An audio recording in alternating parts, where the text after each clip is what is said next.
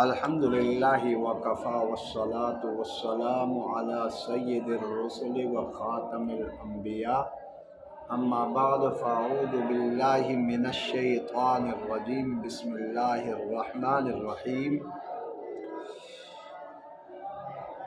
لا تزکوا انفسکم اللہ اعلم باہل البر منکم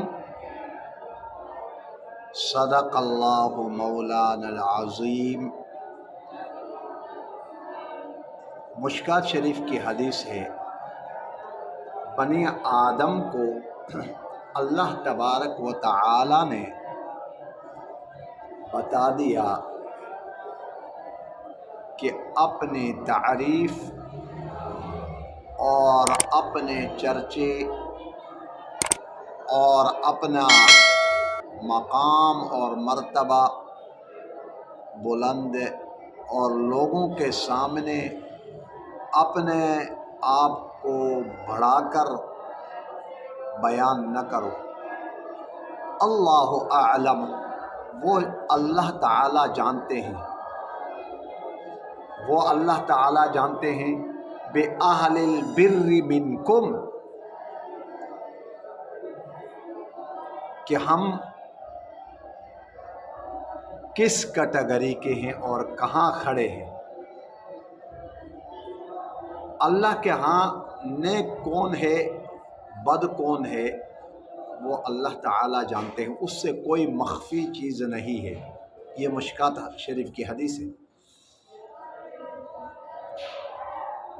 کہ میں اور آپ کہیں کہ بھائی ہم تو تقوی والے ہیں اور ہم سے بڑا نمازی کوئی نہیں، ہم سے بڑا کوئی پرہیزگار نہیں، ہم سے بڑا کوئی پڑھا لکھا نہیں، ہم سے زیادہ علم رکھنے والا نہیں کوئی نہیں، اور ہم عدل و انصاف کرنے والے، ہم یہ کرنے والے وہ کرنے والے۔ مطلب انسان اپنی تعریف اس خدا کی جس نے جہاں بنائی، تعریف اس خدا کی جس نے جہاں بنائی، کیسی زمین بنائی، کیا آسماں بنایا۔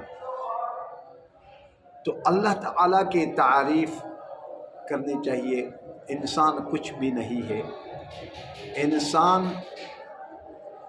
جب اپنے گریبان کو خود جھانکے، اپنا محاسبہ کرے کہ میں کیا ہوں، تو پھر انسان کو پتہ لگتا ہے کہ انسان کی کیٹیگری کیا ہے، اور انسان جو اپنے آپ کو بہت اعلیٰ اور عرفہ سمجھنے والا انسان ہے، تو انسان جب اپنا محاسبہ کرتا ہے تو انسان کو پتہ لگتا ہے کہ میں کس مقام میں کھڑا ہوں۔ ہونا تو یہی چاہیے کہ ہر صبح سے لے کر شام تک جب رات کو آپ تنہائی میں اپنے بستر میں لیٹ جاتے ہیں، اپنا محاسبہ کریں کہ میں نے آج کے دن کس سے انتقام لیا ہے، یا کس کو برا کہا ہے، یا کس کا دل دکھایا ہے۔ جس کا دل دکھایا ہے اللہ سے بھی معافی تلافی کر لے کہ الہی مجھے تو معاف کر دے، میں نے بہت ظلم اور زیادتی کی ہے۔ حدیث مبارکہ میں آتا ہے قیامت کے دن بے سنگ جانور کو بھی سامنے کھڑا کر دیا جائے گا، اور سنگ والے جانور کو بھی کھڑا کر دیا جائے گا، اور لا کر بے سنگا جانور سے کہا جائے گا اس سنگ والے جانور نے جو تیرے ساتھ زیادتی کی ہے آج تو اس سے بدلہ لے لے۔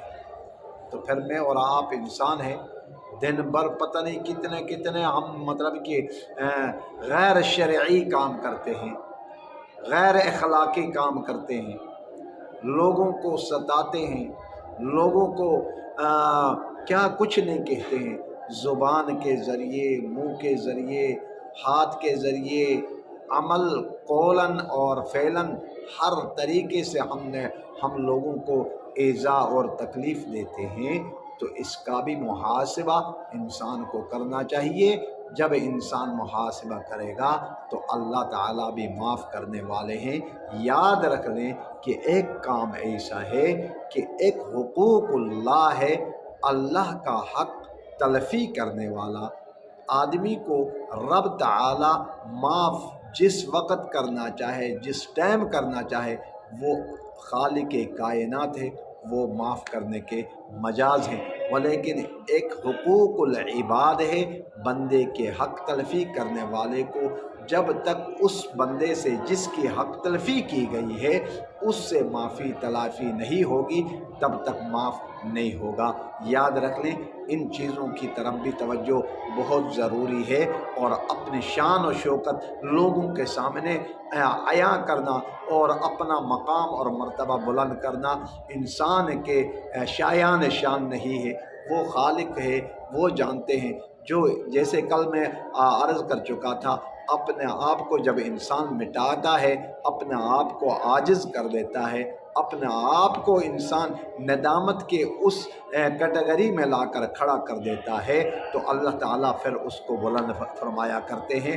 تو اسماء الحسنى میں آج کا اسم مبارک ہے یا عدل، اے انصاف کرنے والے، یا عدل، اے انصاف کرنے والے، یا عدل، یا عدل، یا عدل، یا عدل، یا عدل۔